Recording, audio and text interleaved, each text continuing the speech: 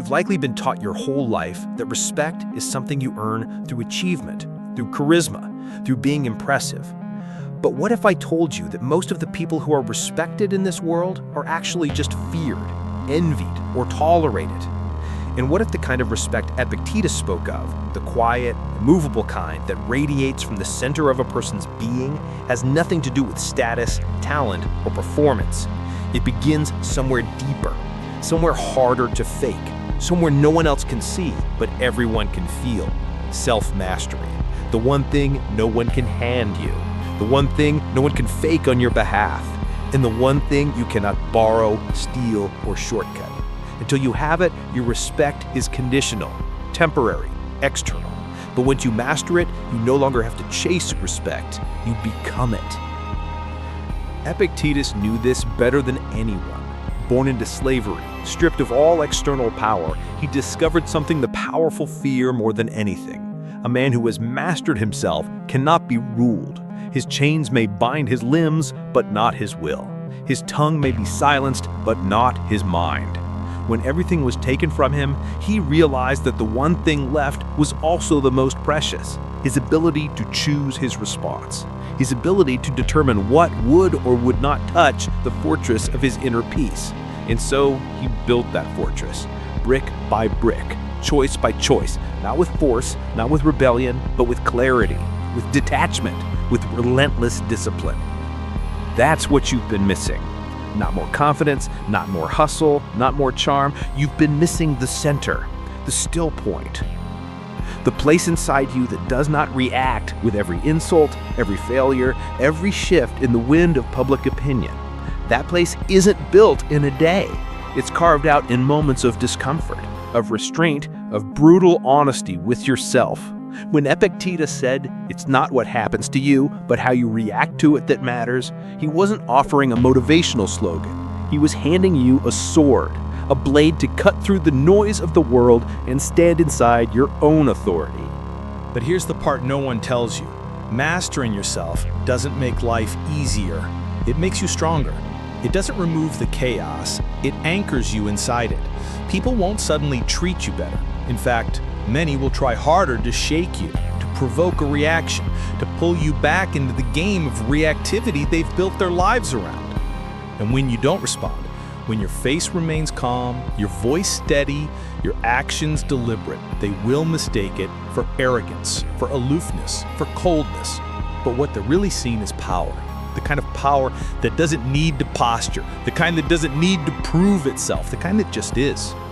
Because the truth is, most people are ruled by everything but themselves, by desire, by fear, by the need to be liked, and they cannot understand a man who has stepped outside that loop, who chooses his actions instead of being dragged by impulse, who can sit in discomfort without reaching for distraction, who can say no without guilt and yes without fear, who can be insulted and not need to explain, who can fail and not be shattered. That kind of man frightens people, not because he's aggressive, but because he's untouchable. And the path to becoming that kind of man is not glamorous, it's not loud. It happens in the background, in silence, in small choices, in moments where you resist the urge to react, where you choose discipline over indulgence, where you delay gratification, where you swallow your pride and act from principle. This is not suppression, it's transmutation. You are not silencing your emotions, you're training them. Not repressing your instincts, but forging them into tools. Tools that serve your will, not rule over it. You think you need others to validate your worth? That if people just saw how hard you work, how kind you are, how much you've been through, they'd finally respect you. But you've got it backwards. Respect doesn't start with them. It starts with you, with the way you hold yourself in your own mind, with the way you refuse to be a victim of your own thoughts, with the way you show up when no one is watching. Because that's what self-mastery looks like. Not perfection, not control over every external thing, just this. A refusal to let the world decide who you are. But here's the hard part, the part that no one romanticizes. Mastery is lonely. Not in the way people think, not in the absence of others, but in the quiet internal distance between you and the version of yourself that once needed to be understood by everyone. That man dies. The man who once explained himself endlessly, who needed to be seen, to be liked, to be praised, he fades. And in his place stands someone quieter, sharper, more precise. And yes, that silence is often mistaken for distance. It's not. It's clarity. When you begin to live from the center, the world doesn't always know what to do with you. You become unpredictable. You become less available to manipulation, less reactive to praise or blame. That scares people. And it should. Epictetus said, freedom is the only worthy goal in life. It is won by disregarding things that lie beyond our control. And that's the hardest lesson for a man who has spent years trying to fix, chase, and win the approval of things outside of himself. When you finally begin to let go of controlling the uncontrollable, the opinions of others, the outcomes of your effort, the respect you believe you're owed, you begin to notice something unusual. Peace. Not the peace of satisfaction, but the peace of detachment. You start doing what is right, not what is noticed.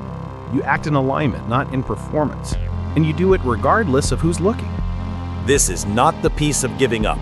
It is the peace of giving in to the truth of things.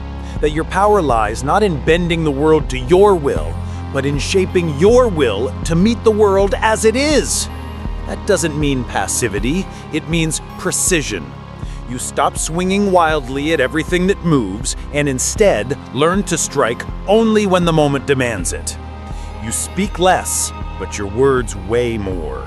You act less often, but your actions land deeper. You become deliberate, and that, more than anything, commands respect. Because people can feel when you are not governed by chaos, when your emotions don't leak out into everything, when your need for validation doesn't sit under every sentence. They may not say it, but they notice. And the ones who are ruled by their own impulses, they will test you, they'll poke, they'll provoke. Not out of malice, but because something about your stillness forces them to confront their own noise.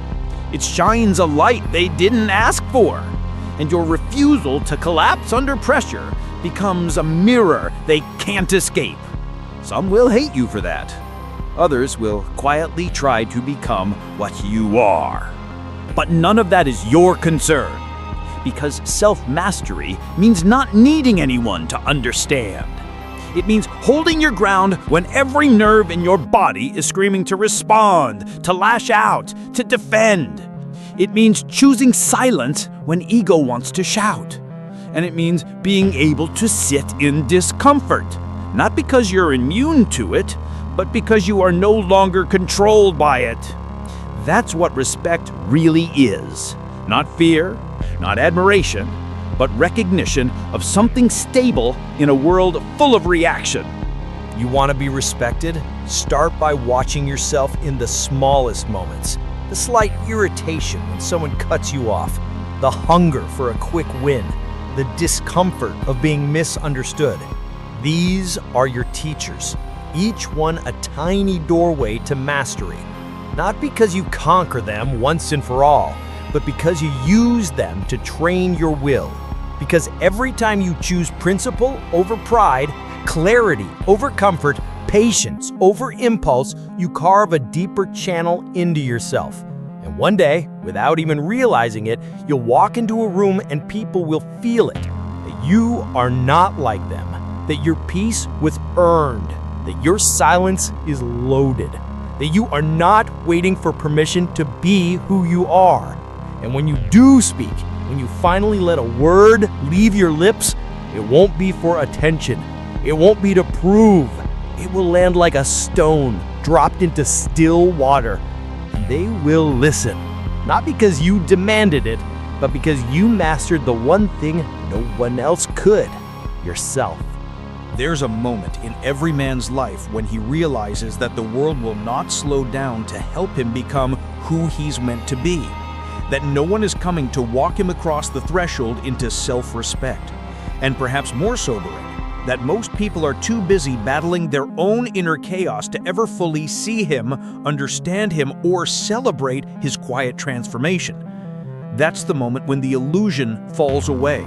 The illusion that respect is owed simply because you've suffered, that dignity comes from being right or successful or clever. No, in the Stoic sense, as Epictetus knew, dignity is something you carry within you like fire in a sealed lamp, steady, restrained, and untouchable by the storm outside. Because once you truly master yourself, you are no longer shaped by praise nor shattered by rejection. You begin to act from a different place, not performance, not obligation, but conviction. That doesn't mean you always get it right. It means that when you fall short, you don't spiral. You correct, you reflect, you continue. Because you are no longer trying to win anyone's affection. You are walking your path because it is yours. And this is precisely where the modern man begins to diverge from the wisdom of the ancients. We have confused visibility for power, influence for integrity. But Epictetus would remind you, true respect is invisible to the crowd. It is the quiet acknowledgement from other men who are walking the same path. You may not speak, you may not even look each other in the eye, but they feel it, and they nod inwardly, because they recognize the weight you carry. And here lies the paradox. The more you chase respect, the more it eludes you. But the more you detach from needing it, the more it follows you. Not loudly, not with applause, but in the form of trust, of deference, of space. People give way to those who are internally immovable, not because they are intimidated, but because they sense that nothing they say or do can unseat this kind of man. And in a world addicted to reaction, this kind of stillness feels like power. It commands attention without seeking it. It earns respect without asking. But let's not romanticize it. Mastery is not about being stoic for the sake of performance. It's about radical responsibility. Every reaction you give away without thinking, every grudge you carry, every subtle need to be right, those are your chains. You don't cut them with discipline alone. You cut them by becoming deeply honest with yourself. What triggers you? What story do you tell yourself when you feel slighted? What old wound are you still defending like it happened yesterday? Epictetus would not have offered you a motivational slogan for these moments. He would have offered you a mirror, and he would have asked you to look into it without flinching. Because mastery begins not in self-perfection, but in self-confrontation. It's not about becoming untouchable by pretending nothing matters. It's about becoming grounded by knowing exactly what does. And once you know, truly know what matters to you, your life begins to align. You speak when it adds weight. You remain silent when noise would only dilute your essence. You move not to impress, but to express. Your presence becomes your message. And here, finally, you become someone who doesn't just look composed, but is composed. Who doesn't need to be in control of others because he's in control of himself. This is how Epictetus defined freedom. Not the liberty to do whatever you want, but the power to not be ruled by anything that doesn't serve your highest clarity. And yes, you will still be misunderstood, misjudged, mocked, but you will not need to explain. Because when you are rooted in principle, the winds of misunderstanding cannot uproot you. And when you walk through life with that kind of quiet strength, you are not just respected, you are remembered. You become the man others think about long after the conversation ends. The man whose restraint spoke louder than words. The man who could have retaliated, but didn't. Who could have collapsed, but held the line. Not for show, not for pride, but because that's who he chose to be. And no one, not critics, not fate, not even failure can take that away from you. So if you truly want to be respected, stop performing. Stop chasing validation like a hungry ghost. Stop reacting every time the world tests you. Instead, return to the stillness. Study your impulses. Sharpen your will. Do hard things quietly. Let your presence speak. And most of all, remember, the man who needs no respect to do what is right, he is the one who deserves it most.